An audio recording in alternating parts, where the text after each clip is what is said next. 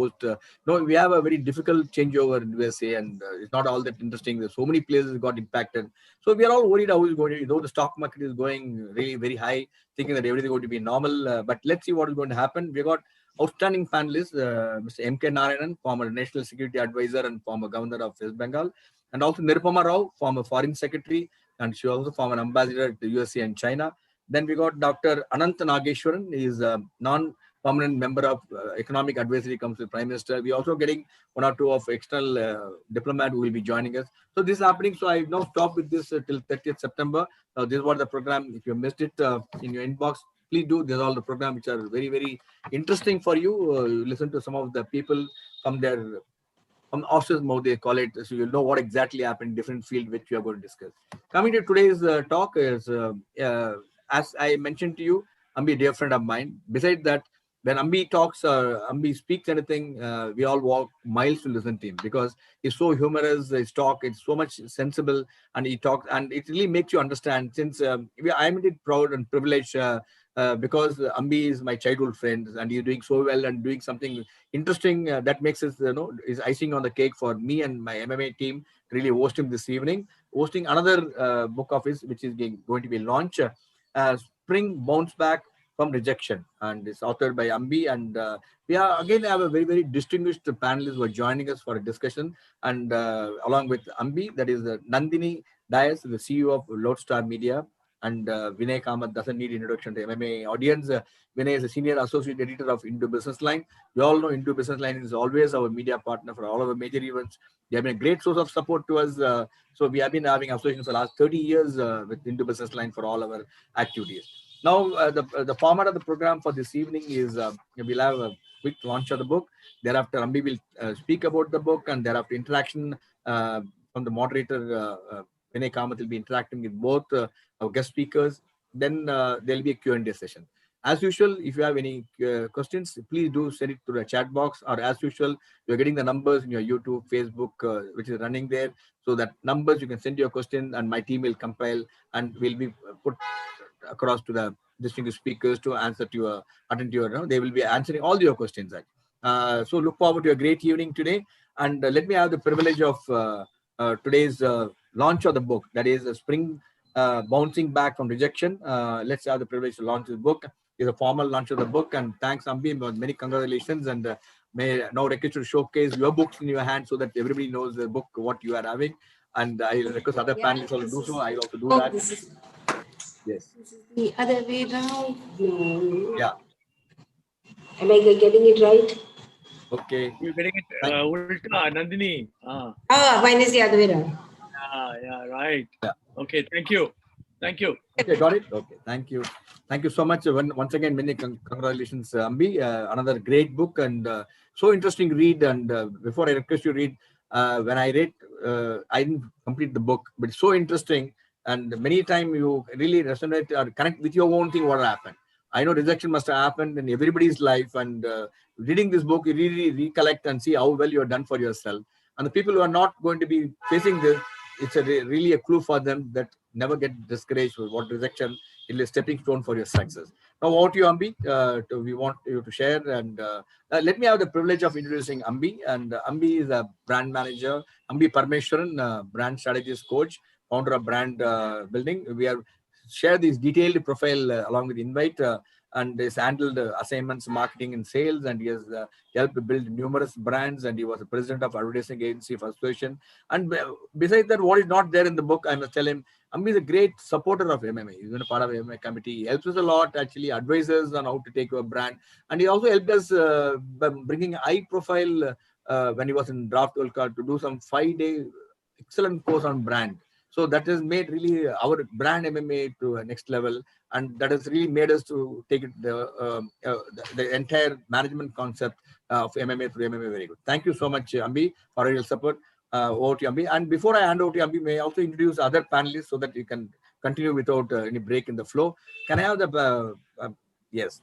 We have the other distinguished panelists for this evening is Ms. Nandini Dias. She's CEO of Lodestar Media. And Nandini Rai is currently the Chief Executive Officer and managed over 175 clients, including Samsung, Johnson & Johnson, some of the best brands in the country, not only in the country, the world, Amul. And Lodestar is a media agency, and they also here titled number of times biggest Indian award show like Go Fest and much more. And she is also a media planner. She was also awarded the agency CEO of the Year award. She's a long-serving jury member of the number of other events, including Cannes and Spikes Festival, many more. And then also ranked consistently among the most influential media person, woman achiever. One something which is not mentioned, she's also an outstanding badminton player, represented at state while playing badminton. I always found a good sportsman always do very well in their profession. I think one example is Nandini Dias. And may I have the profile of Kamath, Vinay Kamath, dear friend of ours, very close to MMA. He's senior associate editor of Hindu Business Line. And Vinay is prior to joining Business Line, he did a stint in television, TV18, worked with the Financial Express, Business World, Times of India Group, and Economic Times, recipient of number of awards, and also is also the author of best-selling business book, The Titan, Inside India's Most Successful Consumer Brand. We had the privilege of launching this book too in MMA, where Bhaskar Bhatt had come, and it's very, very interesting to read. If you have missed it, better to get to know that you know the best inside story of one of the Tata's most favored companies. Now over to you, Ambi, to take it forward, and we are all eagerly listening, looking forward to hear your views on some of the interesting topic which you're going to be talking to us. Over to you, Ambi. Yeah, so thank you. Thank you, Group Captain Vijay Kumar, for inviting me once again to your wonderful association. I remember our relationship goes back to when you were my senior and you were the role model. My father used to point out to me about how your commitment, dedication, and then the fact that you wanted to become a pilot, and you became a pilot and you joined the Air Force and had a phenomenally distinguished career in the Air Force. And it was delightful to find you back in Chennai with MMA. Thank you for inviting me here and for all the various events we've done together. So with the permission of Vinay Kamath, who's moderating the session, I would like to share a short presentation. So Vinay, Sure. okay? Sure, Vinay, go ahead. yeah. You want to share the screen? Yeah, good. Okay, so thank you for inviting me here. This is about we have about an hour and a half to cover. So for about 30 minutes, I will take you through a glimpse of the book, and I have done this many times. And this is, I think, the 15th or the 16th talk I'm giving. But this is going to be curated for Chennai audience. This is curated for MMA audience. So there's going to be something special here, which I've not said in any of my previous talks. So with that in mind, let me start by saying, what is a spring? Spring, as those of you who are engineers here, and I can see some of my old engineering friends joining the Zoom call here, is a twisted piece of metal that can be pushed, pulled, turned. It can be pushed, pulled, turned, but it always returns to its original shape. That's the beauty of the spring. So spring is the name of my new book. It's about bouncing back from rejection. Every rejection, in a sense, pulls us, pushes us, drags us in different direction. But if we have a strong internal spring, we can always bounce back into our original shape. So the question I want to ask is, how good is your internal spring? How can you make your internal spring that much stronger, that much more agile? Okay. And how do you face rejection? What happens to you when you face rejection? And the book contains 60 different stories drawn from various people, some whom I met, some whom I talked to, some whom I read about, and some are from my own life. So the about 60 stories, maybe 6 or 7 are from my life. The balance are from people around me. Okay, and they are grouped in 3 broad sections: facing rejection, processing rejection, and learning from rejection. Now you may ask, who is this guy to write about rejection? Now, I'm not a psychologist, I'm not a psychiatrist, I'm not a counselor. So let me clarify how this book came about, what gave me the idea of writing this book, and why I think I'm not too badly qualified to write this book. So I was giving a talk in Jaipur in I think, yeah, sorry, it was Bhopal. Jagran, Bhopal. Jagran Lake City. Yeah, thank you, Vinay. Jagran Lake City in Bhopal. And I was talking about my book, Leadership Lessons I Learned from My Clients. It was a book called Sponge, which I wrote a little over 2.5 years ago. And there was a girl at the back of the audience who kept putting up her hand. And finally, the mic, in all these events, live events, the mic takes time to go to the back of the audience. So finally, it reached there. And she stood up and said, look, sir, you had a great career. You met a lot of very interesting people and you written a nice book. You had good education, but we are all young here. We are going out to face the world. We are very worried, that we will get rejected. We'll face rejection. What do you know about rejection? What can you tell us about rejection? So it kind of rang a bell in my head, because people tend to think that, okay, this guy is, been a CEO, etc., and probably has not faced any rejection. And that's why he's had a very merry run. It's been a smooth road for him. So I kind of extempore, I gave almost a 10-minute talk on the rejections I had faced and what I learned from those rejections and how I managed to overcome those rejections. And I realized, before I could finish my 10-minute talk, there was a standing ovation. I mean, the fact is I gave a 1-hour talk on my book, which got a nice applause. But this 10-minute talk on rejection got a standing ovation, which kind of opened up my eyes saying, oh, wow, what's happening here? Is it that young people are today so worried about rejection? So this kind of stayed with me. And then in November, I was in IIM Calcutta accepting an award they were giving me. And in the acceptance speech, I added that bit on rejection. And, the IIM crowd is very different from, say, Jagran Lake City crowd. And they're very, very cynical, skeptical about anything, any advice. But even there, I got a phenomenal response to my rejection story. That kind of sank in. I said, look, maybe there is something I need to write about rejection. And I started thinking. And then I realized that, I put in 35 plus years in my working career, in marketing, a long stint in advertising. And those of you in marketing and advertising will know that being rejected is like par for course. You get rejected, if not once a day, definitely 2-3 times a week, you're going to face rejection. And then over the last 5 years, I've been a mentor, coach, I've been an executive coach, and I've seen my coachees, my mentee companies facing rejection. So I've seen rejection both myself as well as I've seen people face rejection, manage rejection. I said, look, this is a nice mix. I can put all this together. And then I interviewed 20, 30 people, including, retired bureaucrats, Olympians, authors, startup entrepreneurs, academicians, directors of institutes. And I put all that together to develop this potpourri of 60 different stories arranged in 3 different books. So what I'm going to do is, let me just tell you that you can face any rejection if you understand how to go through the 3 steps. The 3 steps are, first, be positive. When you're hit by a rejection, be positive. But always be ready to face the rejection, right? So be ready to face the rejection. You may not have a plan B in upfront, but you've got to have a plan B at the back, right? So there has to be a plan B and a plan C at the back. So one is, how do we face rejection?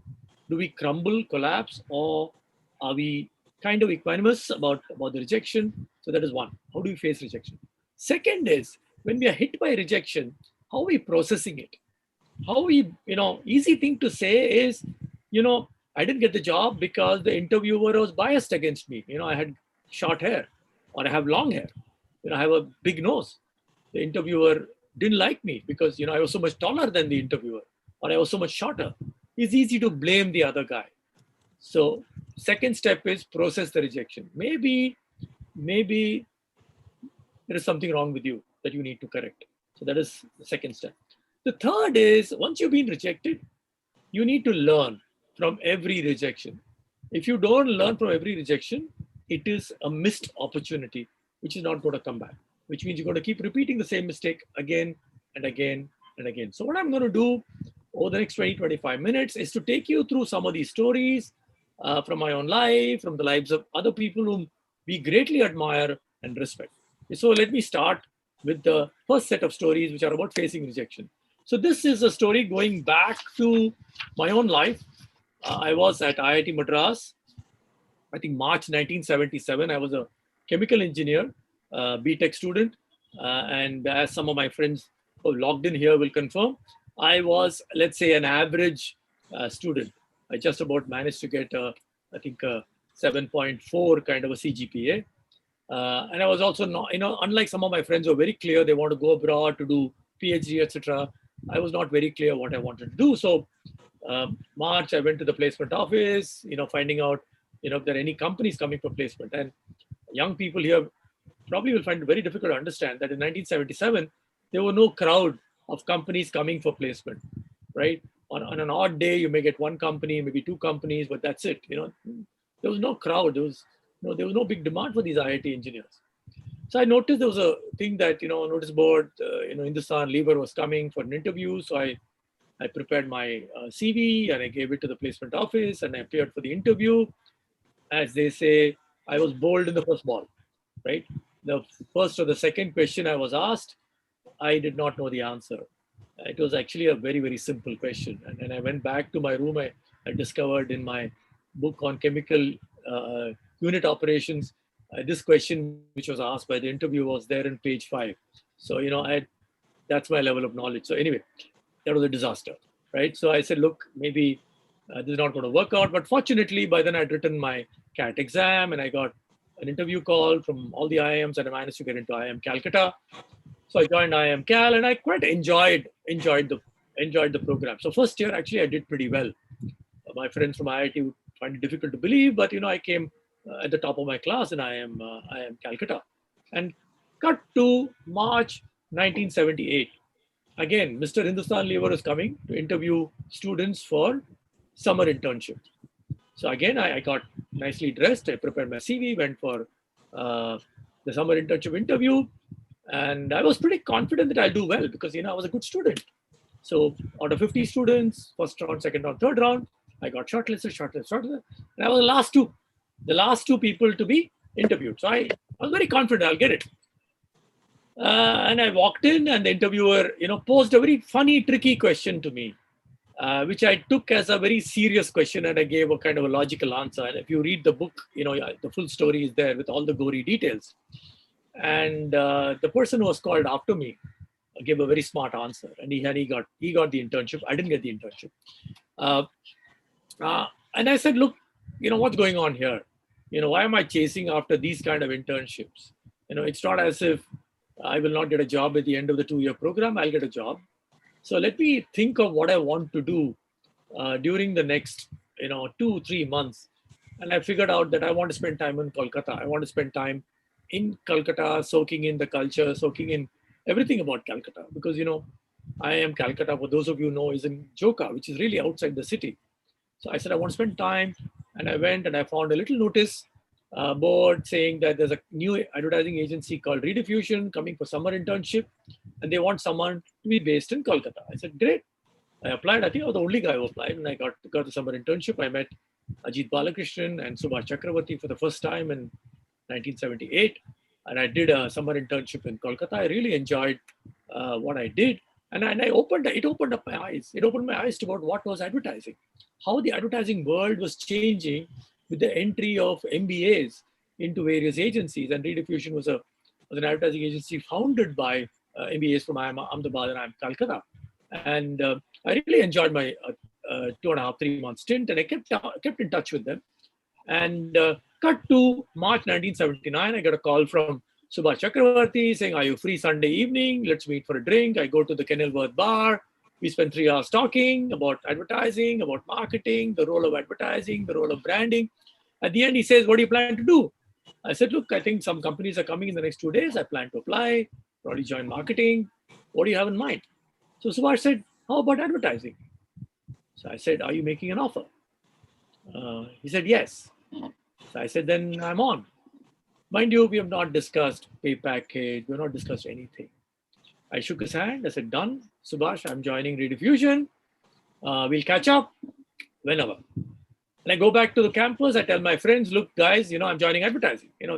Those were the days with nothing like a placement offer and all that. So they said, are you mad? You're an engineer. You're a topper. You're joining an unknown advertising agency. Are you crazy? I said, no, yeah. I've decided, this is what I want to do. Then my friend who was a placement secretary said, look, you better get an offer letter from them. I said, why? They'll give it to me later. No. You've been shortlisted by Hindustan Lever. You have to appear for an interview tomorrow. So I said, I'm not appearing. They said, yeah, if you don't appear, Hindustan Lever will get very upset with us because they've shortlisted you. And they're the first company to come to campus. They'll ask, what happened to this guy? So I said, tell them I've been placed. They said, no, we can't say that. We need to have proof that you've been placed. I said, okay. And then, those are the days before internet, before email, before mobile phone, of course, was not there. And through the old dial system, I called Redemption office and I said, look, I need to get a letter from you. So they managed to send their peon with the letter. He arrived at 12 noon. And at 1 o'clock, I was out of placement and I didn't appear for Hindustan Lever interview. Now, my path in Hindustan Lever is kind of crossed several times. So I will end today's talk with a second part of that story. So let me just say that when you get hit by a rejection, you can sit and mope, or you can say, let me explore a new direction. And there's one more story I'll tell you later about exploring new direction. That's the first story I want to tell. The second one is about this person. Now, I don't need to introduce him to this audience. This is the Carnatic maestro, Sangeeta Kalanidhi, Sanjay Subramaniam. Now, what has Sanjay Subramaniam got to do with spring and got to bouncing back from rejection? So let me narrate this story. And this was a concert which happened in Mumbai at the St. Andrews Auditorium on Saturday, the 28th of October, 2017. My wife and I, we don't miss Sanjay Subramaniam whenever he comes to Bombay. And whenever in December, normally we are there in Chennai to attend at least 2-3 of his concerts. He's outstanding. And for those of you who know, his concerts go totally full. I mean, the January 1st concert, you can't get tickets, even 2 weeks ahead, you can't get tickets, right? It's impossible to get, right? Now, imagine, he was supposed to be performing at 6:30. It was a double-decker concert. He was supposed to be performing at 6:30. We had gone for the 5 o'clock performance of the Sarod Maestro. The hall was empty. And we thought when Sanjay comes, the hall will get filled up. But no, the hall was not even 1/3 full. Right? It was really sparse crowd. And we were really upset. I mean, how can you, this is like an insult. How can you do this to Sanjay? So I went up to one of the organizers and said, look, this is very sad. What happened? I mean, he's a maestro performing and you got virtually an empty auditorium. You better go and tell him. Because this is, he should not take it amiss. He should not say, I'll not come to Mumbai again. So they said, no. We've told him. We told him there's been a problem. There's been a mix-up. There's been confusion. So the hall is not very full. So we truly apologize. His answer to them was something which blew my mind. Apparently, he told them, listen, you called me. I've come to perform. Right? Even if the audience, there's only 5 people in the audience, I will sing for them. And he came and he gave an amazingly electrifying performance. It was a 3-hour concert. And interestingly, in the audience was a very famous critique called Shanta Gokhale. Now, Shanta Gokhale wrote a piece in the Mumbai Mirror on November 4th. And I want to read this to you. It's her quote. It's not mine. I've just reproduced it. Okay. It came in the Mumbai Mirror. Attending on Saturday, I heard young Sarodis Abhishek Borkar play with deep involvement, but to a sadly sparse audience. The numbers increased for Sanjay Subramaniam, who followed, but only to some extent. It was shocking that this part of Mumbai, the concert was held in St. Andrews, could not muster enough people to even half fill the hall for one of the leading stars of Carnatic music. I do not exaggerate when I say that Sanjay Subramaniam, recently awarded the prestigious title of Sangeeta Kalanidhi, was like one of those giant fireworks packed with gunpowder and tube of metal salts and oxides that burst into the sky and sent down showers of stars in breathtaking display of light, color, and form. He sang for a full 3 hours and had practical considerations not intervened, could have gone on longer given the freshness of musical ideas that kept pouring out. I mean, it was an amazing review, you know. The lesson I learned from this is that, you know, if you're committed to your profession, the audience doesn't matter. You know, very often we in business, you know, are told we have to go meet the CEO, but when you walk into the conference room, the CEO is missing, right? And you get very upset. Why is the CEO not there? But the truth is, never get upset if the audience is small. Never get upset if the audience is not whom you wanted. Never get upset if the audience is the wrong person. You never know. You may again have Shanta Gokhale in the audience who will end up writing a phenomenal review for you in the next week's newspaper. So be mature, and don't get upset. Okay, that's a lesson from Sanjay Subramanian. From Sanjay, we go to authors, and you know, some of you will know that, you know, famous authors have faced multiple rejections. You know, let me read out a few names, and there are many more names in my book. Jeffrey Archer, author of Not a Penny More, Not a Penny Less, rejected 16 times.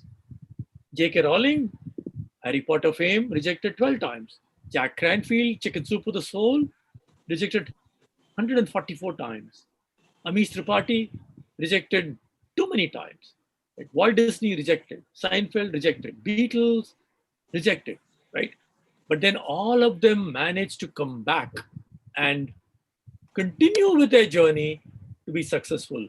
What they had was the inner courage, and what they probably had was also someone standing behind them and saying that, come on, you will succeed. Come on, you will succeed. So we saw a musician, with the authors. Let's go to someone else which the whole country loves, and we in Tamil Nadu love him even more. This is, you know, Dr. APJ Abdul Kalam. Now, all of us know him as a fantastic scientist, a space scientist, who went on to become the most loved president. But in fact, he started with a colossal rejection or a colossal failure. 10th August 1979, when we sent SLV-1 into the sky, it came back in exactly 317 seconds. It didn't stay in the sky for more than 7 minutes. What happened? Now, Dr. Kalam narrates this in his own autobiography. Apparently, his boss, Professor Satish Dhawan, told Dr. Kalam that you stay out of it. And Professor Satish Dhawan went and faced the media and explained the problem, explained the disaster, right? And Dr. Kalam was allowed to think through the problem himself without allowing his self-critic to kill him, right? He was protected. And a year later, 18 July 1980, when SLV-2 was launched, it was a success. At this time, Professor Satish Dhawan did just the opposite. He told Dr. Kalam to go and meet the media and talk about what he did, and he stayed out of it. The lesson here is that when faced with a rejection, you need to silence your inner critic, and you may have to take some help from someone who will help you silence the inner critic, right? So we've looked at musicians, we looked at authors, we looked at scientists. Let's look at something else which is close to my heart. This is a maternity home and a child care center in Chennai. It is run by the Chennai municipality, right? And it was rated, in many reviews, it has been rated as one of the best 24-hour nursing home in the city of Chennai. Now, this is an old home, and this is actually a home which got converted into a maternity home. Now, why am I telling all this story about a home? The reason is in 1961, 16 November, this was donated to the Corporation of Madras then by my grandfather. This is where I spent my first 6 years of my childhood. And the condition was this will be run as a maternity home and a childcare center. Interestingly, this is 1961, and people say that, you know, anything you give to municipal authorities go down the tube. But in this case, this has continued to perform brilliantly well. So my hats off to whoever is running this and done a great job.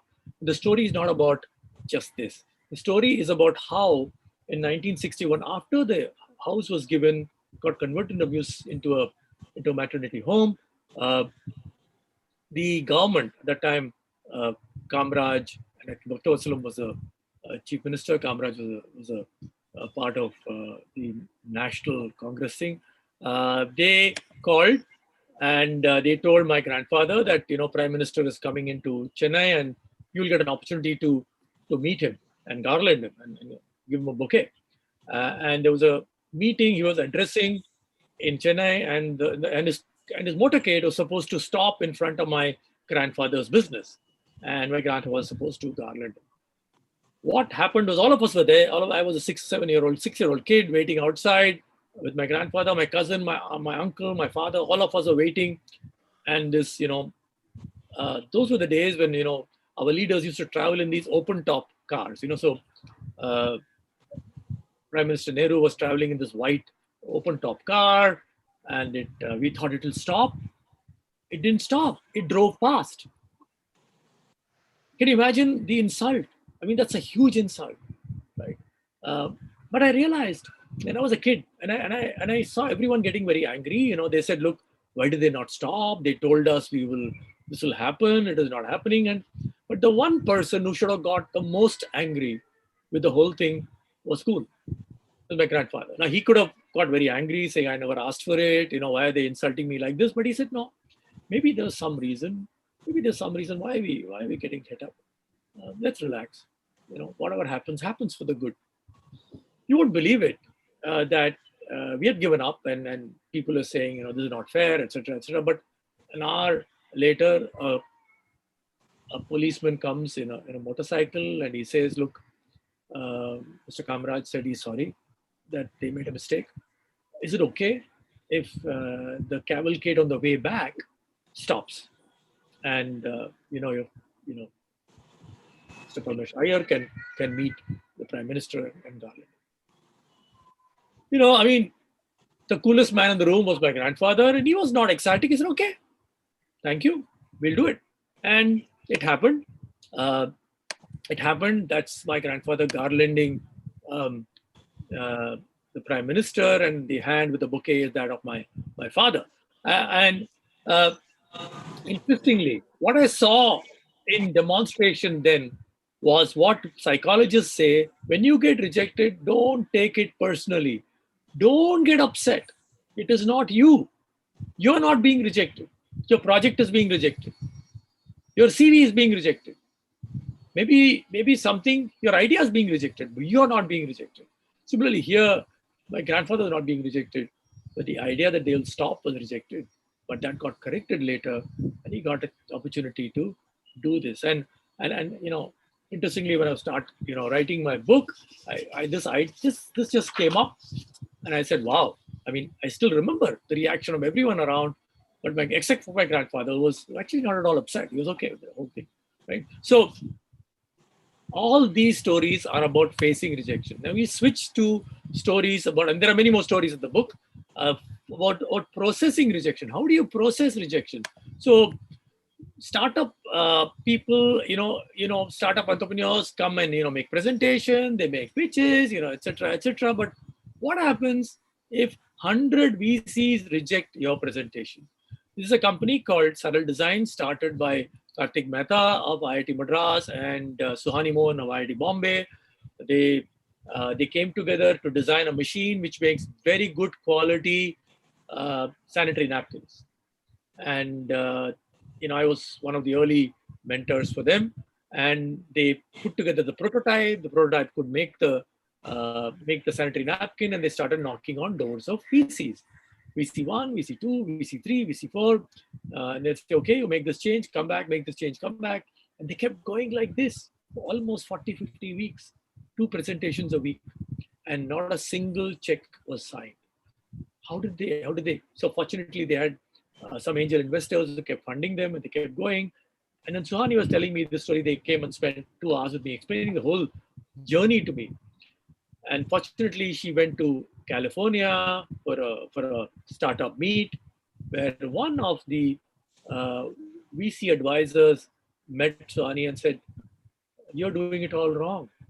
She said, "What do you mean?" "So you're doing it all wrong.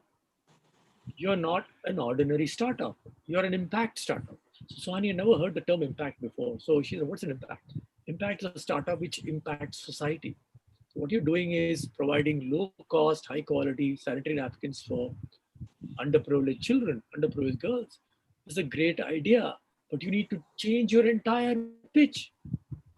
So she managed to change the pitch deck, and she came back. And then the next 10 presentations she made to VCs, to a different set of VCs called the impact VCs, she got 4 checks signed. And so remember, when you get rejected, you may have to go put up a rejection processing system, figure out what happened, and then find a mentor to advise you, to tell you what you did right and what you did wrong.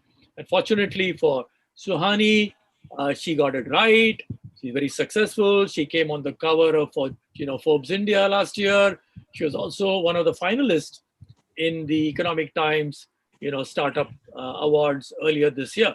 So rejection, and then success. So let me talk about story from my own advertising life. This was June 1997. A big company called Hyundai was coming into India, and they wanted an advertising agency. We at FCB Ulka did not have a car account. We were desperate for the car account. So we got the brief from the client, and we did some campaigns. We flew down to Chennai, presented to the Hyundai team. And we were walking out. I was talking to my colleagues, and I said, this didn't go well. Two of them said, what do you mean? I mean, I think we made a good job. We'll get the account. I said, no way. I mean, we were not even the ballpark. I don't think we engaged with the audience at all. This didn't go well, guys. And we kept thinking, talking about it on the way, in the flight. We came back. And then when we came back and we sat and we did what is called an after action report, I said, look, this is not working. We understand nothing about cars. We understand nothing about car consumers. Cars are going to be a huge business category for ad agencies, for all marketing services companies. If we don't fix our act, we're going to fall flat once again. So we started reading, we started putting things together, and in January we discovered Tatas were thinking of launching a car. So we engaged with the Tata Motors team.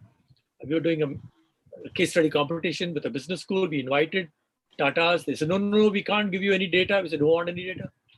We'll pull it from public domain. You just come and judge the presentation being made by the students.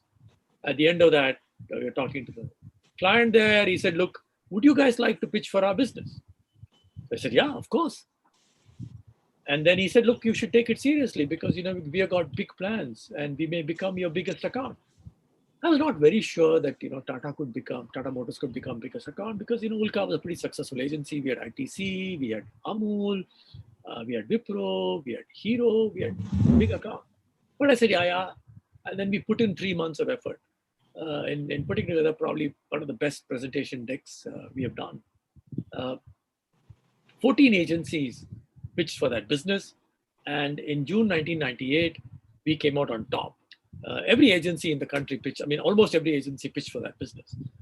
We came out on top, and we won the account, which led to the launch of Indica, Indigo, Vista, Manza, and this goes on. Interesting side plot to this is the agency which won the Hyundai account actually did very good work. They got the account in 1997, but in 2005, Hyundai brought their own house agency, InOcean, into India. So they enjoyed handling the Hyundai account for about 6-7 years. But FCB Ulka, fortunately, managed to lose the Hyundai pitch and win the Tata Motors pitch. And they got the account and they continue to handle the account. The lesson here is after every rejection, learn, play back what went wrong, process the rejection, never blame the other side. We could have easily said, Hyundai was very biased, they didn't like us, etc. No. No, that's a wrong way to handle it. The problem is with you, right? Try and understand, try and process the rejection, break it apart, process the rejection. Fortunately for us, we learned it, we managed to process it. And just as, the Tata Motors team had told us, Tata Motors was probably the biggest account which the agency had for almost 10 years. So it came out after losing a pitch. The loss at Hyundai taught us what to do at Tata. So you saw facing rejection, you saw processing rejection. Now let's come to learning from rejection. Every rejection should be a lesson learned. And nowhere is this sharper and clearer than in the world of academics. In academics, and I spent time talking to the academics about this, including people in California, people in Mumbai. When you submit a paper to an academic journal or a conference, it is either accepted or it is rejected. It is always accepted or rejected by what is known as a peer review panels, which means they are professors who are told to review it without revealing the name of who's written the article, right? So, and the rule is, if you accept it, explain the reason why you accept it. If you reject it, explain the reason why you reject it and what is wrong with the paper and what can be done in order to help it get accepted. And trained academic researchers are very good at decoding this. When they get rejection, they don't collapse. They read the rejection saying, why was it rejected? What should I do better? And as you know, someone shared this with me that 13 of his 20 papers is a much acclaimed researcher. 13 of his 20 papers were accepted the first time. Boom, send it, gets accepted. But when he sat and analyzed, he realized that 6 best of papers and best paper award winners were papers which were rejected once, twice, or thrice. And he says, look, now when I get rejected, when I get a rejection slip, actually I say, okay, that's good. Let me see what I can do better. So remember, use each rejection to get a little better, right? And I've got my last story. This is a kind of tailpiece of my interaction with Hindustan Lever or Hindustan Unilever. So when I moved from Chennai to Mumbai in 1994 to look after a sizable part of the FCB Ulka business, one of the accounts I was told to handle was Wipro's Santur. The agency had won the account in 1989, done very good work. But in 1993, the brand's advertising had kind of started faltering, and 94, the brand was in decline. The client was convinced that the idea had to change and the story had to change. The agency was convinced the idea is right, but the story needs to change. I was put in the middle. I was new to the business and I was put in the middle. And I had to therefore figure out how to work around this. And I discovered the client liked the idea or was acceptable to the idea, but hated the story. Agency loved the idea, loved the story. So I had to kind of find a via media. So we sat and brainstormed and we created a second story with the same idea. And I went and pitched it to the client and said, look, now we have idea. You also think it's okay. We believe it's very good. We have 2 stories. And one is a story which is a very simple, homely kind of story. The other is a story which we presented earlier. My request is, why don't you look at making both the ads? I don't know what happened. Maybe my chemistry worked. And the client said, yes, we are at the end of our tether. Let's make both the films. Let's test both the films and see what works. My suspicion is what you guys think is a great story is a lousy story. It's not going to work. The other story may work, but let's see. Finally, what turned out was that the story with the client had initially been averse to turned out to be a very successful story. And let me play that ad now and tell you what happened.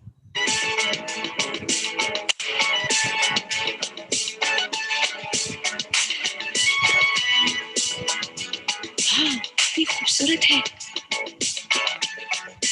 पहले कभी नहीं देखा इसे। Excuse me, कौन से college में हो? College?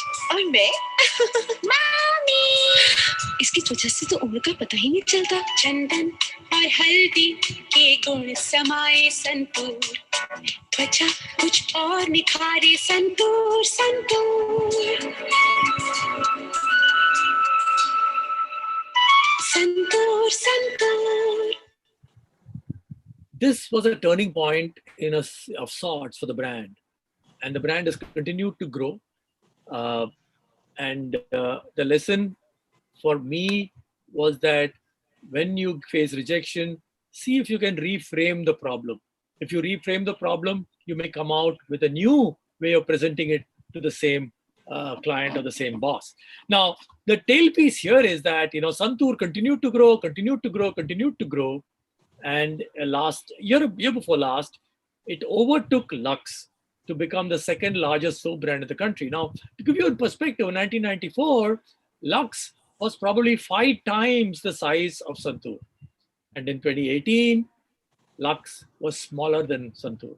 So somewhere, I think it was divine that Hindustan Lever didn't give me a job, and I ended up joining advertising, got to work on so many wonderful Indian brands, helped build a brand called Santur, which ended up becoming such a successful brand. And of course, Santur also was there to generate the extra revenue and the extra profit, which got into building Wipro and generating wealth for Mr. Premji, who's undoubtedly the #1 philanthropist in the country. So in some way, maybe what Hindustan Lever did turned out good for the country, right? So let me just conclude by saying that's just a snippet of a few stories from the book. I've gone over 5 minutes over allotted time.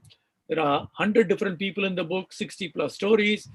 That remember to face, process, learn from every rejection. No rejection can set you back. You can always bounce back with great energy after every rejection.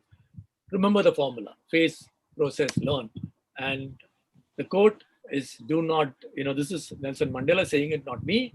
Do not judge me by my successes, judge me by how many times I fell down and got up back again. So thank you very much. I think I'll stop sharing now. Vinay, I'm done, so you can start your Q&A. Thanks, Ambi. That was a very interesting presentation. I'm sure all the MMA members will agree with me that apart from writing a racy book, you're also a pretty good raconteur of stories. It was quite spellbound by your stories, even though I read many of them in the book. But I like the way you actually narrated it. Thank you. So Ambi, I want to ask you. I'm pretty curious. You've written earlier books as well as earlier, and even in this book. Did you actually keep a diary of your events in your life? How do you remember to the minutest detail, all the events which took part in your life so many years ago, right from your IIT days to early advertising days? And they're not contemporary events. I'm talking about events that happened 20 years ago. How do you remember them? No, thanks, Vinay. There's no diary here. It's really what you remember. So maybe I have a memory for incidents. Some of the dates I had forgotten, so I had to kind of go back and look at old records to find out. Like, I didn't know this entire my grandfather's story, 1961. I thought it was more like 1962 or 63.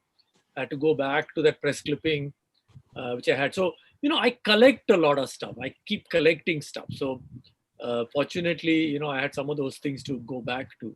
Otherwise, it's all the other question you asked is right. Every single story in the book is true. What I've done is I may have hidden some names in order to not to embarrass a few people, but all of them know they are there. They're okay with it, and I've taken their permission. But these are all real stories. So I had great fun putting it all together. So before I start writing a book, I have a spiral bound notebook where I start putting down stories.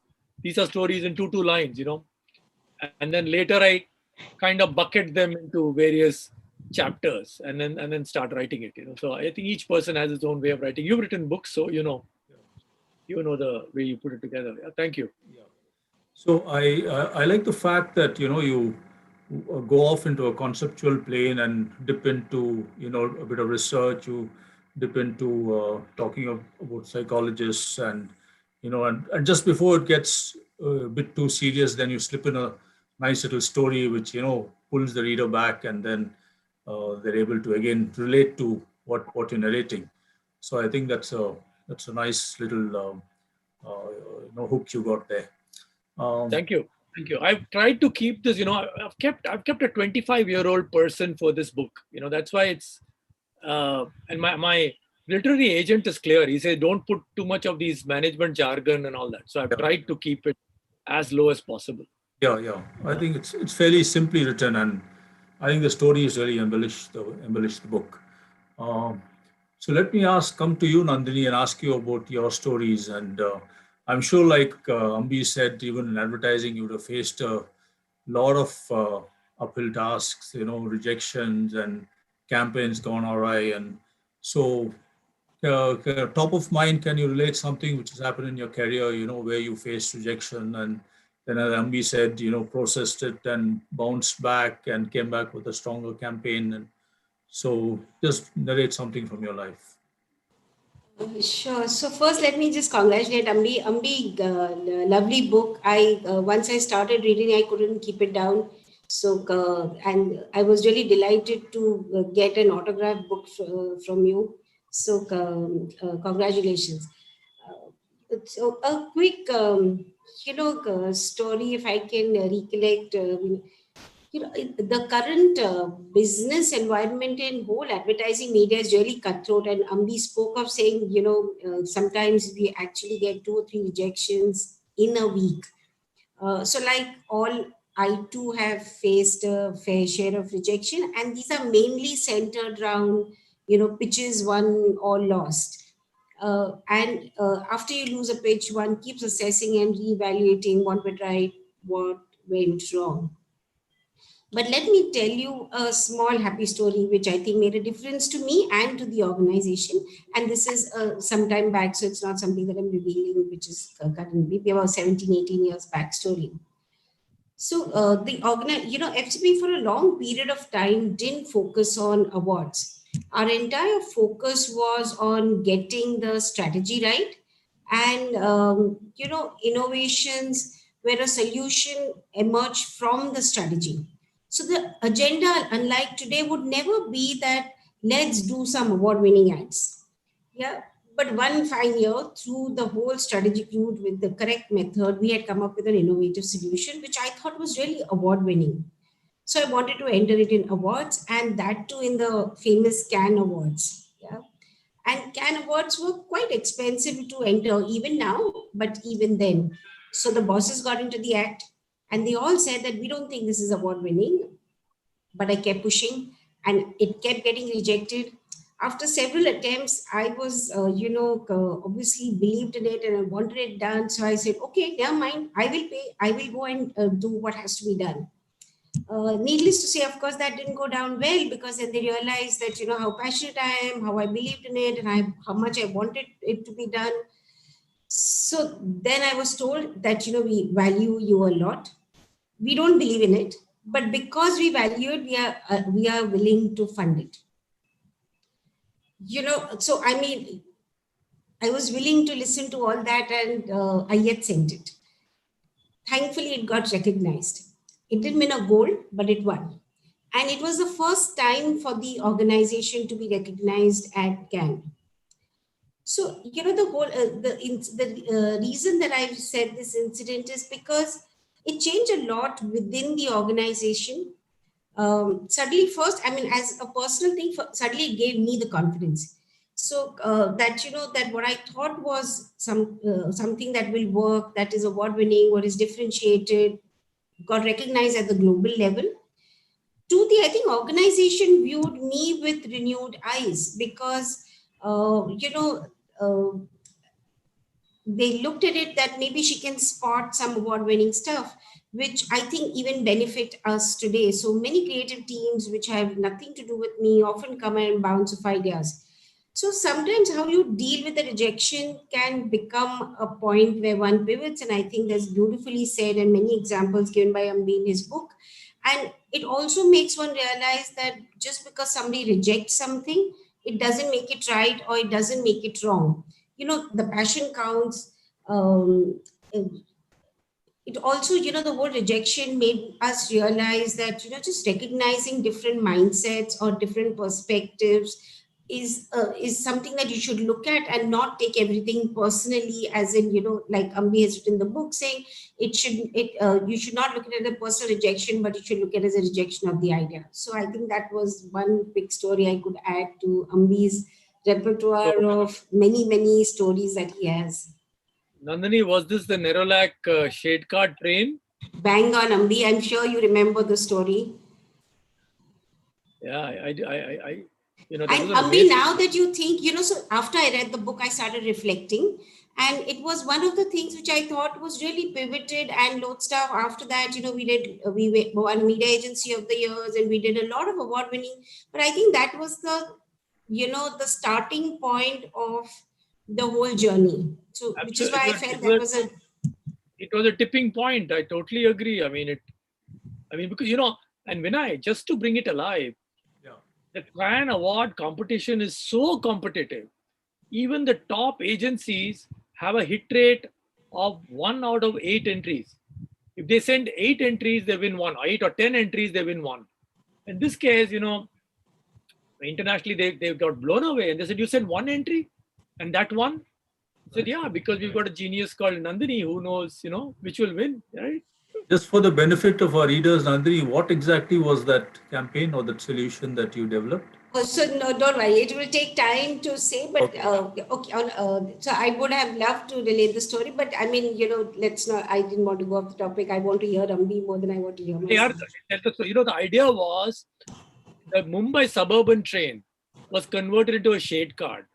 They actually got the Nerolac shade card, which was like 250 shades, painted on the train, and they called it the That's world's biggest shade card. okay. It was an outstanding innovation. Right, right. A So very I'm difficult sure, one to do. Very difficult one to do. getting railways permission and all the bureaucracy must have taken its own toll. Yeah, yeah. And Nandini herself went and supervised the painting, which had to be done in midnight or something like that. And So the yeah, before painters, some of them were fairly well inebriated, I was told. the train set out in the morning for the daily commute, I guess. Yeah, Yeah, and it used exactly. to look lovely. I mean, just to see the train go up and down, and the kind of shade cards and the gradual, movement like you see of a shade card, from the yellows to the blues. It used to look lovely. Actually, you must But have that's the just been point. So a often in a pitch, you find that, or in innovation, suddenly something works, and then you find that a client has similar. If he has similar things in his mind, if he has similar, his body language changes, and then suddenly the rejection doesn't look like a rejection, but he starts accepting. So these are some of the advertising stories. So please, yeah. but that must have been pretty much of a trendsetter because today on the metro trains, we see it's pretty common to have a fully painted Yeah. train of some Oh, yes. brand. Or, So I think, so some part of the conversation at that point was, is it a differentiator? Because if you just view it from the lens that it's a painting on the train, then it's a painting on the train. But all conversations and brand building is how you use the medium and make it the message, right? And that conversation of changing it into a shade card and depicting a train like a shade card was the nuance difference. But if you view it from the point of view ki ye to train hai, and I've seen the train often enough, trains get painted, then you lose out the message that you actually want to communicate. And I think that was some part of the debate that we were having at that point of time, when it kept going up and down and it kept getting rejected, saying this is why I think it's not as hot as at least I believed it to be. right. So, Ambi, again, to draw you back to the book, and I'm sure a lot of members would be interested in reading the book now after your presentation. So you actually, I can see that you've done a lot of research. You talk to academics, you talk to bureaucrats, you dipped into a lot of papers, research papers, and so where did you actually decide to draw the line by instead of making it some kind of a book on psychology, on human psychology, and to make it a light read for, like you said, for the millennials?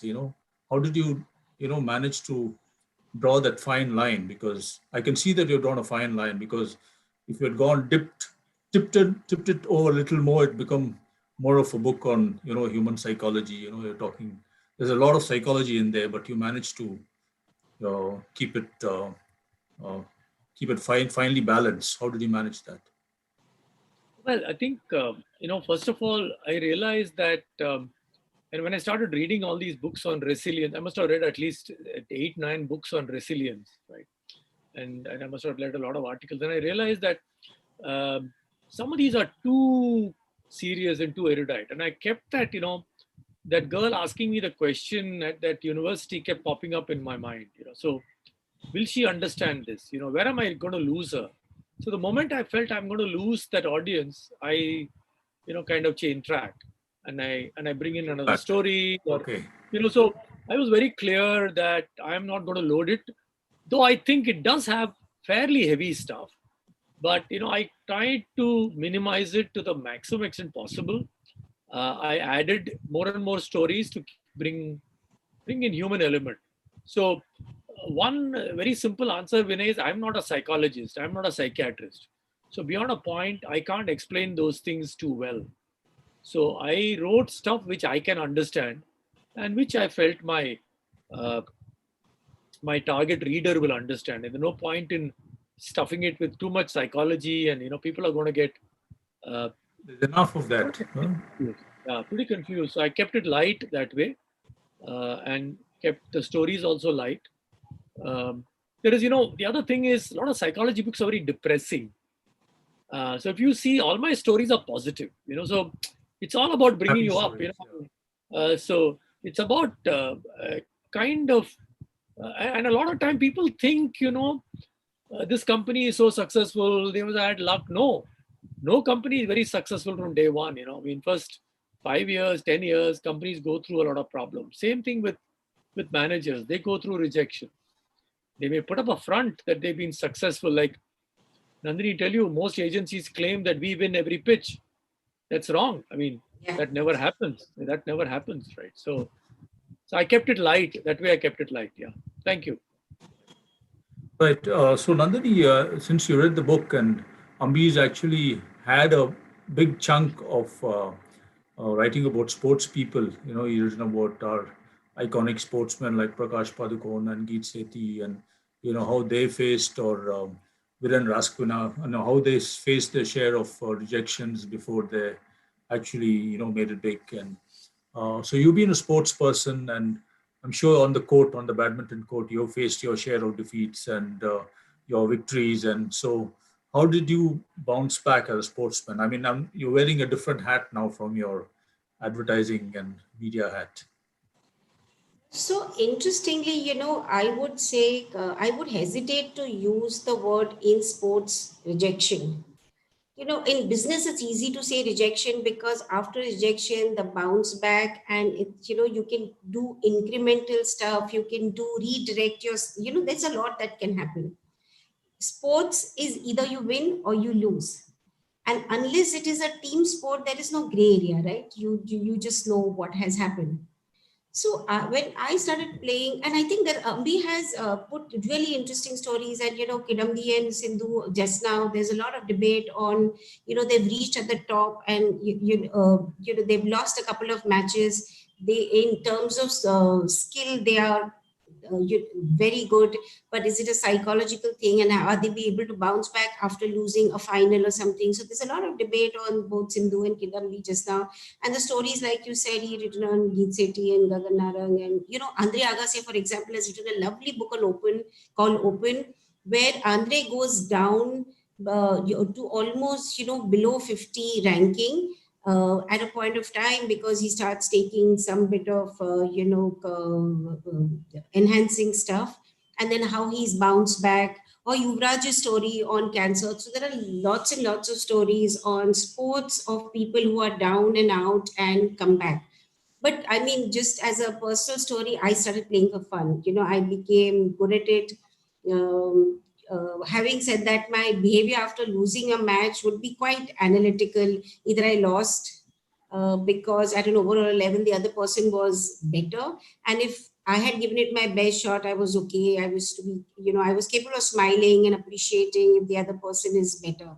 But the difference is, if I made stupid mistakes, or because of lack of control, of lack of stamina, then I would, get in my head that now I need to better a thing, not necessarily because I wanted to win, but because I just didn't personally like the way I had handled a stroke.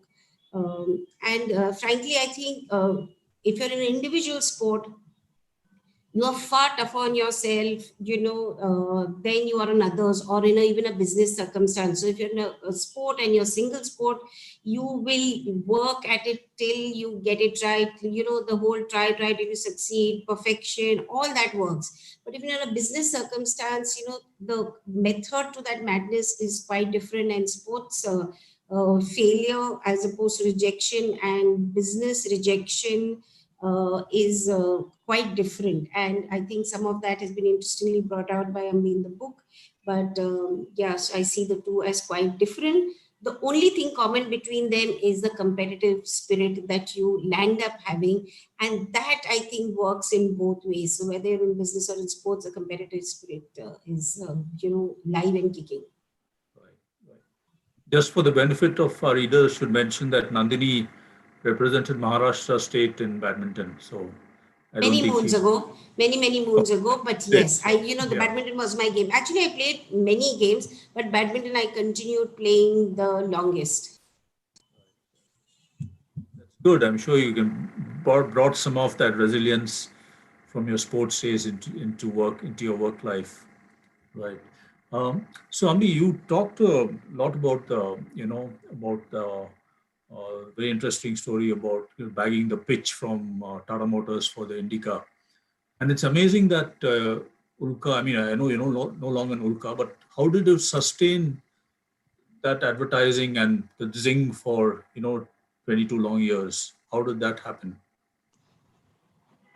Well, I think Nandini is smiling, but Ulka had a crazy history. When I joined Ulka 1989, I was told by Alec Padamsi that the company will shut down. Don't join, don't join. But we are a group of 6 of us who managed to work together for a long time. And one of the things which we had a reputation for was we were not very good at winning pitches at that time. I'm talking of the period from say 1990 to 2015 or so. We're not great at winning pitches, but we were very good at hanging on to an account. So we knew how to manage an account. And the lesson was simple: be even more self-critical of what you do, right? So make sure that the client doesn't have any cause for any worry. So you should worry more about the client's business than the client himself or herself. So if you're so committed to the client, you will never lose the business, right? And so we managed to hang in there, do great work. And in my previous book, I've talked about this multiple layers of connection. And Nandini and I were talking the other day that you can hang on to a client for a long period if you have multiple pipes going into the client. So if you're only handling the creative, they may change. But if you're handling creative, you're handling digital, you're handling direct, you're handling media, they are so much more intertwined with you. One. Two, if you're managing a big client, you cannot leave the relationship to 1 or 2 people. The relationship has to be at multiple layers, multiple levels. So which we managed to perfect, that every big client, there were at least 3 or 4 people who had networked into the client. So that's the reason why we actually managed to retain Tata Motors for so long. And obviously you got to do good work. You cannot retain a client if you don't do good work. You got to do good work. You got to have sleepless nights because the client is doing badly. You got to have the courage to go and fight with the client without being scared the client will sack you. Because if you think what is right for the brand, you should be able to go there and fight with the client. I remember that, something about pricing of Indica was such an important issue that I remember we spent 5 days, every day, Monday, Tuesday, Wednesday to Friday, every day, from 5 p.m. to 10 p.m., discussing the importance of pricing with the client. Pricing, nothing to do with advertising, pricing. Right? So by adding value to your client's business, you manage to retain the account and you grow the account. This is true in every business, whether advertising, chodo, management consulting, market research. Even if you're supplying some commodity in a B2B business, you can be a commodity supplier or you can be a strategic partner. Right? It's up to you. It's up to you to raise the ante and play the higher game. which fortunately we managed to do that with several clients. As a result, very often in the advertising world, the story was, yeah, it's an FCB client, which pe mat jao. This account you cannot move. And that's a great reputation to have. So I see that in the book you've stayed clear of making any um, references or even talking about rejection in one's love life or one's life in that sense. I think you stayed clear of that, right? It's more on. Yeah, I'm not an expert in that. That's when you need to move towards the Ambi, areas tell of us some stories. Yeah, Ambi, that's not Yeah. there. You have to tell us the love life stories also. मेरा कुछ है नहीं, We'll put your मेरा wife on कुछ है mute. नहीं, मेरा कुछ है नहीं. I'm not an expert. I'm not an expert at answering those questions, which is why even in the introduction I've said, look, this is about your professional life, right? I'm not an expert on advising you how to do with your rejection by your wife, or rejection by your girlfriend or boyfriend, or rejection by by your family. I can't handle that. I don't know what to do. So I don't want to end up giving wrong advice to people. So I've stuck to profession. I've stuck to work life. And the work life could be as an author, as a journalist, as a bureaucrat, as an academician. I have covered a whole spectrum. But I've not ventured into this, and I don't know enough. So I draw the line. Like you said, na, where you draw the line. Udhar mein draw line, line potache, adhik mele inda pakka, anda pakka pomatam. Inda pakka, anda pakka, then odun thriyadu. So I've said, no, I don't know anything. So I my haath upar kar diya, saying, sorry, sir, I know so much. So right or wrong, that's what I can do. I'm not an expert. So that's why I didn't go there. So sorry to disappoint you, Vinay. If you wanted some hot tips on how to manage your love life, Nandini is laughing. So a bit late in the day, anyways. So tell me, what's your next book on? I mean, you had Sponge and you had Spring, and what would be the. Well, it's in the works. I mean, I'm going to go back into branding now. I've done this leadership and rejection and all that. I'll probably go back to branding, because I don't want to get asked questions like what you asked. How can you help me with my love life? Oh, nahi hota hai. So I'm going to go back to my branding stories. Okay, so that's what hopefully, in a year or two. I've written 10 books, so every 2 years I write a book. So I've got 2 years to go. Great. Okay. That's amazing, Ambi. That that frequency and the consistency with which you've been writing is really laudable. Thank you. So, Group Captain, it's 7:15. You're back. And should we go to the audience questions now? Now, Vinay, you would like to see the questions what come in the chat box. There are only 2-3 of them.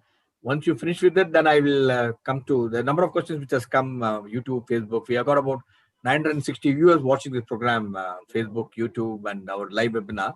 So we got a couple of questions. Or you want me to read the questions what has come on the YouTube first, or how do you want to go? You finish the chat box so that other people are encouraged to put some questions in. Okay. This is Ambi, the question from Mr. K.S. Venkateshwaran. Excellent presentation. Today, millennials find it very difficult to accept rejections and tend to quit. How do you handle this group? Well, thank you, Mr. Venkatesh. This book is meant for them. This book is actually meant for the millennials, because millennials, there are two extreme ends to millennials. One is that there are these millennials who are being pushed by their parents to keep performing more and more, and they get very, very frustrated.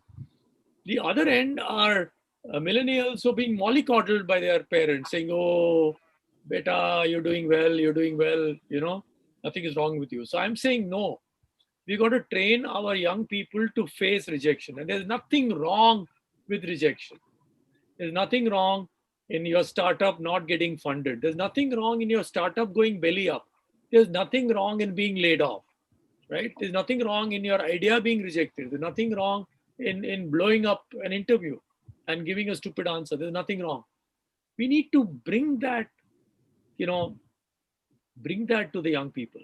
And that's the reason I wrote this book, that, the millennials have to learn that rejection has to be par for course. You got to take rejection, but learn from rejection and don't make the same mistake again and again. Right. Thank you. Right. There's a question from Sudarshan Vaidya. Well, it says to everyone, so maybe Nandini, you may want to answer this. It says, is rejection and failure the same thing, ma'am? Ambi, you want to go? I think you've spoken in your book about it. Well, failure is, rejection is something which someone does to you, right? Whereas failure is something little broader, right? But these are, two sides of the same coin, if so to speak. Rejection leads to failure. It's always that way, right?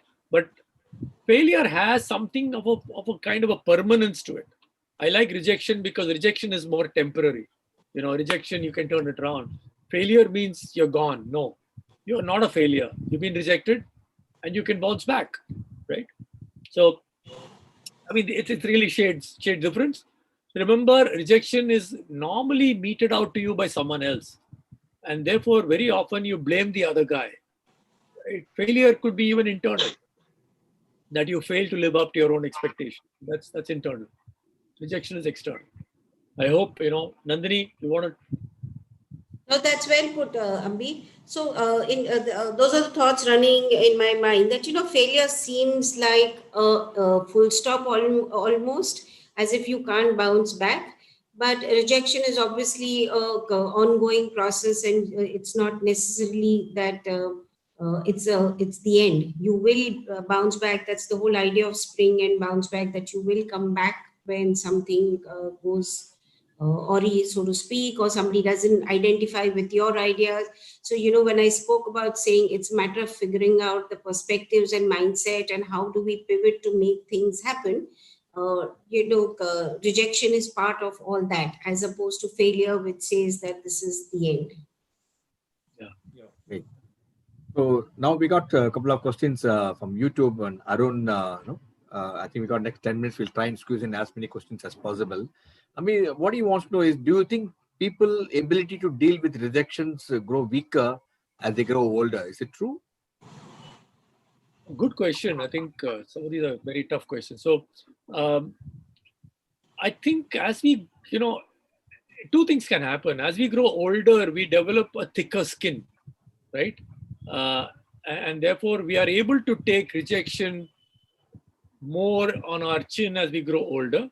But as we grow older, our ability to learn goes down. So this is a contrasting thing, right? And when you're young, a rejection hurts you a hell of a lot. But when you're young, you're able to learn. You're able to learn very quickly, right? When you're old, rejection doesn't hurt you so much, but you don't learn enough from rejection. So there is nothing like a perfect age to face rejection, unfortunately. And whether you're young or old, you will face rejection. I mean, I was trying to write an article and get it published in Economic and Political Weekly. It's a dream, right? I sent it, rejected, right? Okay. So that got me into a new direction. I'm trying to repurpose that into something else, right? So you can be a multiple published author, but you can still face rejection. Okay? And I could have sat and blamed them and all that. I said, no, it's okay. So both young and old, we have to face rejection. That's a rule of life. Well, here's a question from Mr. Dingra from Delhi again. Ambi, to you. Taking Nokia as an example, is reinvention the necessary skill you, an individual or a brand, should possess to avoid rejection in the long run? Well, in fact, Mr. Dingra should check out. I wrote an article in Business Standard a month ago, where I've taken 3 or 4 brands. One of them is, of course, Cadbury's, the worm infestation story. The second story was the Indica and Indica V2. And the third was, Nestle Maggie. The same rules apply. When you're rejected, face the rejection. Don't hide. 2, process the rejection, find out what went wrong, and learn from the rejection, and then reboot. Indica did it right with Indica V2. Cadbury's did it right when they came back with the sealed pack, which avoids worm infestation. Maggie stumbled, actually. Maggie first stage, facing the rejection, they stumbled very badly. But after that, they processed it and they learned from it and they've come out, very strong. So the same rules apply: face, process, learn, and reboot. Thank you. In fact, Suresh came and spoke on MMA platform, the Maggie story. Very interesting. Here is a question again from Facebook. It addressed to, I think, Vinay as well as Narita. You both will have to answer for this. I mean, you look forward to your response. Tell me about the time when you create a unique idea or solution and it was rejected by your colleague. How were you able to bounce back? As far as Vinay is concerned, your editor says, no, no, it's not a good story. How were you able to convince him or leave it and move on?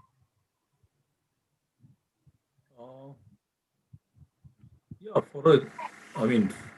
for a journalist, I think rejection is part and parcel of your profession. Whether you're trying to get an interview with somebody, it could be a bureaucrat or a corporate honcho, and you don't get it. I mean, I've faced that many times in my career. You're trying to get a meeting and it doesn't happen, and sometimes people are even rude to you and saying so that happens. And so even now at this stage, I'm probably, you call me a senior journalist or what, but even then, even now my stories, if they're not up to the mark and they need a better rounding off, I'm sure my editor will tell me, look out and get some more perspectives on this. So that can happen. I mean, you may be 20, 25 years in the profession, but you're still pretty much doing the same job. You're still interviewing people, you're writing, and you're opinionating on various things, but you're still writing, right? You're still writing for an audience, so that doesn't change. And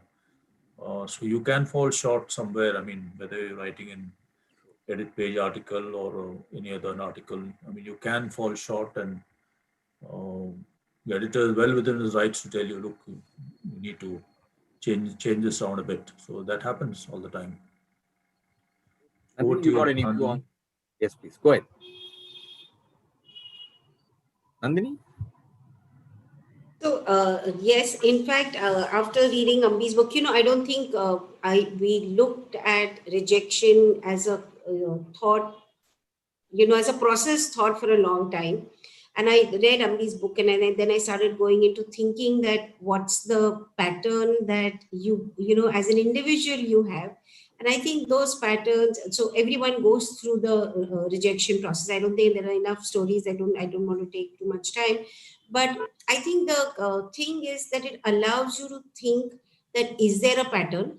And if this is your pattern, how do you get out of it? So I realized, for example, that my first few days, my first 6-7 days after whatever rejection is, whether it's a pitch or whether it is an individual or whether it's something that didn't work, was the same. uh, After those initial days, then I started realizing, depending on how passionate I was of my belief, or of that I would spring back differently. And if I believed it really hard, then I would work with the maxim of try till you succeed. Or if I felt that, okay, I mean, I see logic in what somebody else is saying, you would pivot and look for more possibilities or try finding new meanings. So I think in my mind, I look at it as, look at it as a balanced activity. You have to be positive, and it has to be filled with realism, because you can't, just because you have to pivot back doesn't mean you have to wear blinkers and do whatever it takes to come back. So yeah, that's my little bit. Ambi, is a question for you from one of the students from the management institution in Chennai. He says that we live in a uncertain times where rejection is seen in many forms: layoff, failed interviews, postponed promotion, delayed appraisals. How do you overcome the uncertain times? You also want to know, so the fear of failure, we reject ourselves even before we meet actual rejection. So how do you handle such situations? Okay, I think it's a complex question. So let me try and unpack it a bit.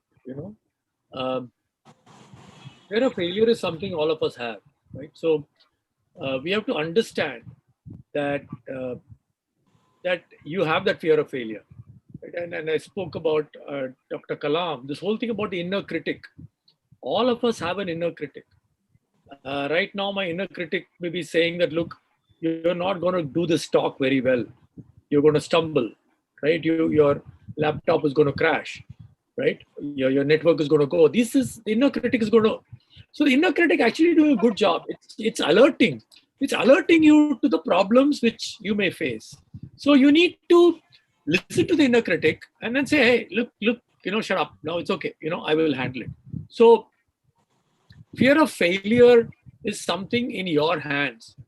You can control it. You can suppress that fear of failure. Now, if it is becoming too difficult for you, then in the book I've written about what I call the rejection processing system. You got to have maybe someone whom you can go to and say, look, I pitched, last 2 jobs, both interviews didn't go well. What did I do wrong? And I'm sure there'll be a senior student or a professor who will say, okay, sit down, beta. This is what, you're doing wrong.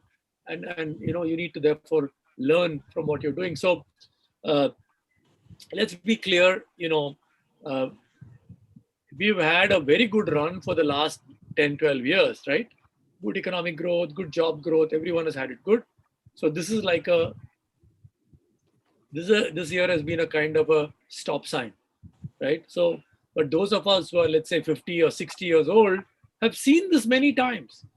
We saw this, in 1977, 79. We saw the again slowdown in 1987, right? We saw it again in 97. So we, again, when the dot-com meltdown happened, we saw that, right? We saw salaries being frozen, salary cuts being implemented, people not making their incentives. We've seen that several times. But if you're probably 35 or you're 25, you've not seen it ever, right? So as Mr. Gopal Krishnan was giving a talk, and he said, look, 10 years from now, you'll think back and say, yeah, there was this pandemic and 9, 10 months, we were kind of frozen. But yeah, we're okay. We're back. We're out of it. So I'm sure that's going to happen, right? But today, oh my God, what's going to happen to me? What's going to happen during the placement season? All I'm saying is take it easy, right? Don't get into a head up. Overall, the growth story is still very much there. We are going to bounce back as an economy. We are going to be doing well, right? There are going to be excellent companies coming up, and I think maybe this 9 months is going to be a course correction. Certain sectors which have been neglected, right, are going to bounce back. Manufacturing is going to come back. A lot of other sectors are going to come back. So all the other big advice, which I think Dr. Ranjan Banerjee gave in one of the talks, was that, look, someone is going to ask you, what did you do in the last 9 months, right? If you say I was sitting at home and watching YouTube videos, you're going to have a problem. Right? You're going to say, what did you do? I did this course. I got this diploma. I learned this language. I did this. Great. You got a story to tell. So what is your story to tell when the interviewer comes? You're operating from home. Was it you just about attended classes, or you also did this? I learned Japanese, or I learned Mandarin, or I learned this coding language, whatever it is, right? I learned how to make YouTube videos. I'm posting one video every 3 days. I'm interviewing. So many people. There a youngster, from some institute in Delhi, said I'm doing 3 of them. I've done podcast with them. Right? These are all students who are studying in different business schools. Right? They have their own series of podcasts, right? And they're doing it, out of their own time. So what are you doing? What are you doing to keep your energy level up?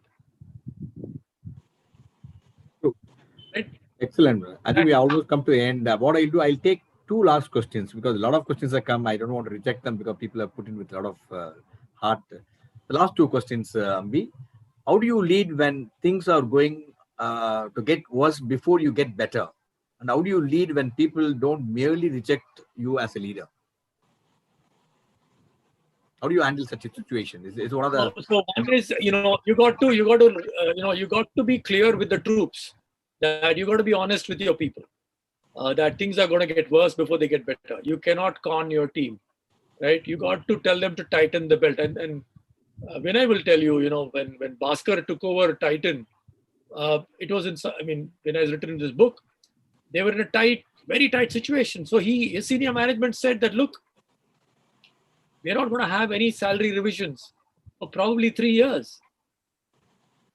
Are you guys ready to come on? And they all said, yes, sir. We want to make it work. And they made it work. So be honest with your troops. Don't lie. And if you're getting a feeling that your team is rejecting you, you have to do a 360. You got to find, now I'm pitching, is that you need to find a business coach, a CEO coach who can help you understand what's going wrong. Because if you're honest, if you're hardworking, if you're intelligent, and you're a decent leader, why should your team reject you? What are you doing wrong? Maybe that's something which you can correct. So you need to find an external coach or a mentor to help you figure out what is going wrong, and you'll be okay. You can bounce back. Lovely, as usual. And this one last question. What I done, I picked up from number of questions. You can take it as a question from me, actually. What are the 3 key skills that you need to bounce back from failures? And also another thing is, what do you consider to be the most significant takeaway from your book? Why should I buy the book and read? Okay, I think I've said rejection is not the end of the road. I think that's one lesson. Rejection is not the end of the road. Take every rejection as an opportunity to learn and become better. But every rejection should be a lesson for you. If you don't learn from a rejection, chances are you're going to get rejected again, right?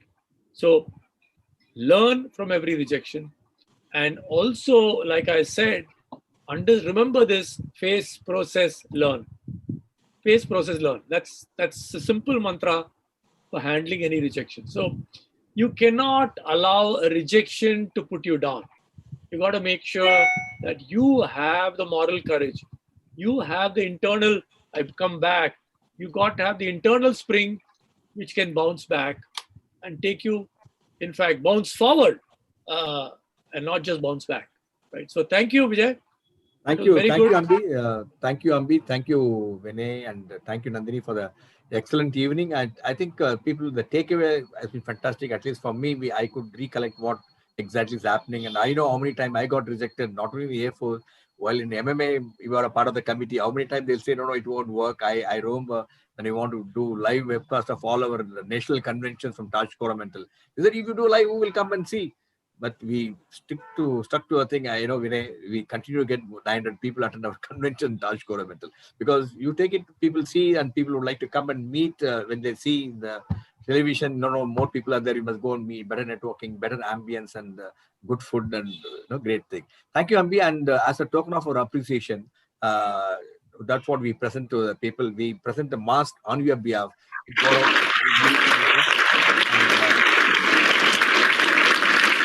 What we do, our team go around to different places, hand over this mask to the people needy, because this time we need them. This is how the MMA team go around and present the mask to different people, educate them why they should wear, and we also make sure that everybody do that. And thank you. I think it's a great privilege for us to do that. And thank you, and very, very happy Diwali to all our viewers. Thank you, Nandini. Thank you, Vinay. Thank you, Ambi. Thank you. Thank you, Ambi. And that's a wonderful gesture, Group Captain, to give the masks. Thank you so much, sir, and thank you. Stay safe and stay healthy. Every time we tell the Diwali, play safe, stay safe. Now you don't have to worry. You have to be safe and wear your mask and stay healthy. Have a great Diwali. Thank you, Ambi. Stay safe, and thank you, Nandini, for joining us. We would like to get you back again, MMA, and one major event. I'll keep looking forward to having you over again, MMA. Thank you, Vinay, and lovely having you again with us. And we are going to catch up very soon. We are going to come to MMA soon. Okay, thanks so much, and bye bye. Good night till we meet again. Good night. Night. From Bambi. Thanks.